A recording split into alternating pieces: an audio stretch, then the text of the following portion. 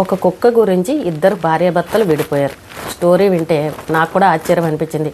యూపీలో ఫతేపూర్ అనే ఊర్లో ఒక అమ్మాయి ఉంది, అలాగే ప్రయోగరాజ్కు చెందిన అబ్బాయి. ఇద్దరు కలిసి బాగా గాఢంగా ప్రేమించుకున్నారు. ఇంట్లో పెద్దవాళ్ళకి చెప్తే వాళ్ళు ఒప్పుకోలేదు.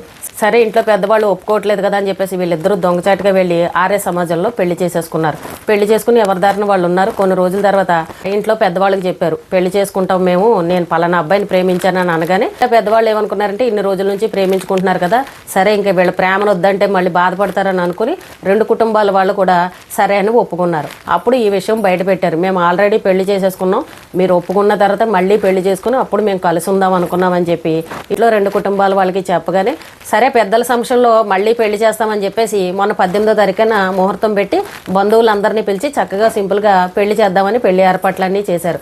ఈ పెళ్లి కూతురికి ఒక పెంపుడు కుక్క ఉందంట. ఆ అమ్మాయికి కుక్కలంటే చాలా ఇష్టం, ఎప్పటి నుంచో ఆ కుక్కను పెంచుకుంటుంది. ఈ పెళ్లి సందర్భంలో ఆ కుక్క కూడా ఆ అమ్మాయి పక్కనే కూర్చుని ఉందంట. అయితే ఆ స్టేజ్ పైన ఇద్దరు కలిసి దండలు మార్చుకుంటూ ఉంటే ఓ పక్కన బ్యాండ్ వాళ్ళు బ్యాండ్ వాయిస్తూ ఉంటే ఈ కుక్క విపరీతంగా అరవడం మొదలుపెట్టింది. ఆ పెళ్లి కొడుకు బంధువు వచ్చి ఈ కుక్కను గట్టిగా కాలుతో తన్నాడంట. తన్నగానే ఈ పెళ్లి కూతురికి కోపం వచ్చింది. నేను పెంచుకున్న పెంపుడు కుక్కను నువ్వు కాలుతో తంతావా, అది అరిస్తే నీకేంటి సైలెంట్గా ఉండలేవని చెప్పేసి వాళ్ళిద్దరి మధ్యన మాట పెరిగింది. ఒక పక్కన పెళ్లి జరుగుతుంటే ఈ కుక్కను తన్నడం, ఈ బంధువు మీద పెళ్లి కూతురు లేచి గొడవ వేసుకోవడం, అది కాస్త చిలికి పెద్ద గాలివాన్ అవడం. ఇటు అమ్మాయి తరపు బంధువులు అబ్బాయి తరపు బంధువులు ఇద్దరు కూడా మాట అనుకుని, రెండు కుటుంబాల బంధువులు కూడా మాట అనుకుని గొడవ పడ్డారు.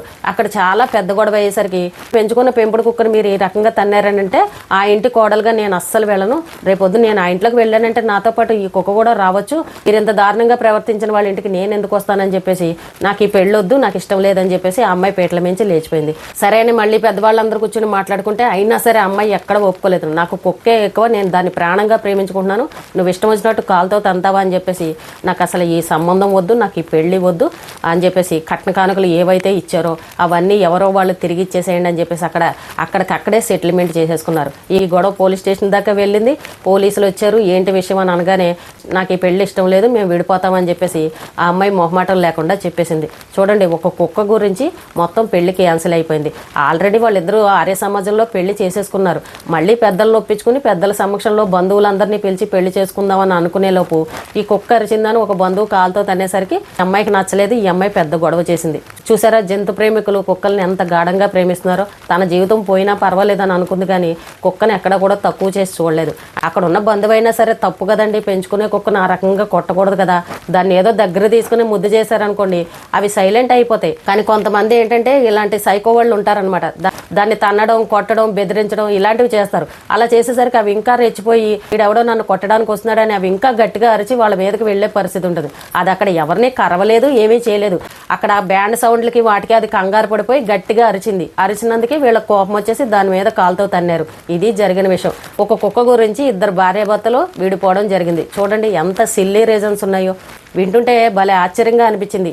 అంటే పెళ్ళి అనే మాటకి విలువ లేదనమాట. కుక్క కోసం విడిపోతారు, చీమ కోసం విడిపోతారు, దోమ కోసం కూడా విడిపోతారు. ఇది జరుగుతున్న పరిస్థితి. చూసారండి ఎలాంటి చిత్ర విచిత్రాలు జరుగుతున్నాయో. సొసైటీలో ఇలాంటి మనుషులు కూడా ఉన్నారనమాట. ఈ రోజుకి ఇదేనండి. రేపు మళ్ళీ ఒక మంచి విషయంతో మళ్ళీ కలుద్దాం.